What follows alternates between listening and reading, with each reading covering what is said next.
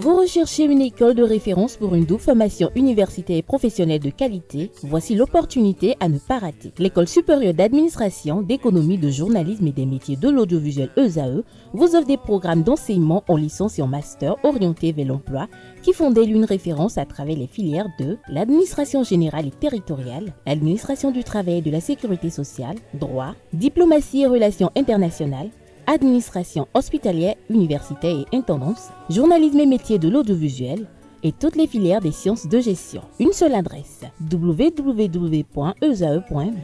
Rendez-vous dès maintenant sur nos campus ESAE Bedjromende au numéro 90 93 65 21 ou au numéro 98 98 14 00. Paracourt sur le numéro 52 46 12 12.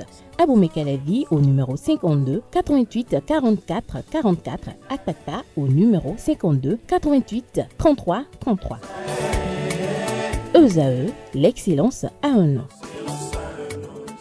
Anaël, bonjour à nouveau. À nouveau, bonjour à vous, Abdelkader. Le volleyball célèbre ce jour sa première journée mondiale. Effectivement, le 7 juillet 2025 marque une date historique pour des millions de passionnés à travers le monde. Pour la toute première fois de l'histoire, le volleyball célèbre sa journée mondiale, une initiative inédite lancée par la Fédération internationale de volleyball. Objectif, rassembler la planète autour des valeurs fondatrices de ce sport universel, inclusion, passion, solidarité et partage. Ce choix du 7 juillet n'est pas un hasard. Il fait écho à un moment fondateur, la toute première démonstration publique du volleyball réalisée par William Morgan en 1895 aux États-Unis.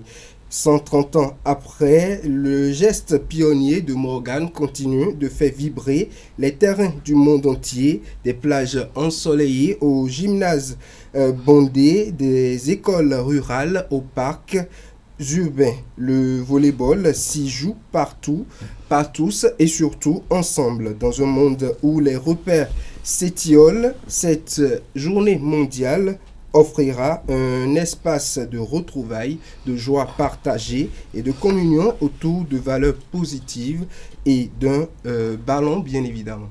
D'un ballon bien évidemment, et puis après on parle des sélections nationales de basketball qui peaufinent leurs armes. Dans le cadre de la préparation pour les qualifications de la zone, les sélections de basketball dans le cadre de leur préparation pour les qualifications de la zone 3 FIBA Afrique U16, les sélections nationales U16 du Bénin, filles et garçons, ont entamé une série de matchs amicaux à Porto Novo, la capitale du Bénin. Durant une semaine, les jeunes talents béninois peaufinent leur stratégie en affrontant des adversaires plus expérimentés.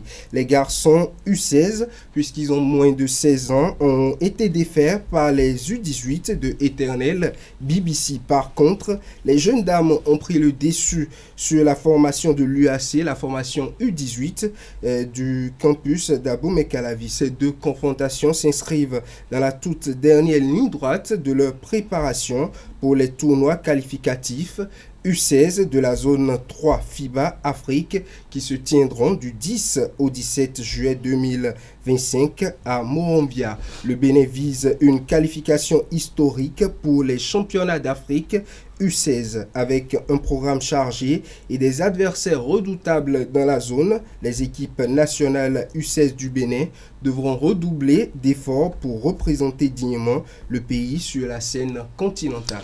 Une dernière actualité pour finir, le Togo et le Bénin qui se neutralisent à Grand Popo. Effectivement, un autre match de préparation dans le cadre de leur préparation pour le tournoi UFOAB U20 prévu du 10 au 23 juillet 2025 au Ghana. Les sélections nationales U20 du Togo et du Bénin se sont affrontées le vendredi 4 juillet à huis clos à Grand Popo. La rencontre amicale s'est soldée sur un match nul d'un but partout. Les éperviers juniors ont été les premiers à signaler le tableau d'affichage à la 21e minute. Par contre, le Bénin vient à la 40e minute avec Kevin Alavor sport et en profitant d'une opportunité pour remettre les pendules à l'heure du côté des Guépards, inscrivant ainsi le seul but des Béninois dans le match. Ce match, notamment, qui s'inscrit dans une série de 3 rencontres amicales programmées pour la sélection togolaise avant son départ pour le Ghana, notamment pour le tournoi UFOA B U20, tournoi auquel le Bénin participe bien évidemment. Merci à vous, Anaeldo, pour cette présentation. Notre Fatoumi, merci une fois encore à vous. À présent, on va convoquer en plateau Francis Olafarami et Atifa Eitaï Olafa, l'un pour la définition du jour et l'autre pour les trucs et astuces.